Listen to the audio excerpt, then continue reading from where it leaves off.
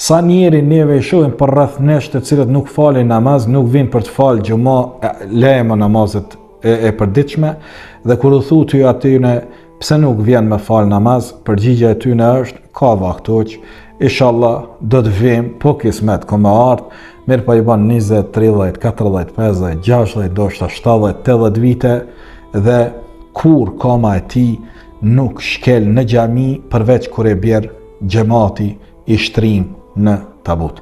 Dhe është përfundimi shumicës e njerëzve të popullit ton ardhen në xhami.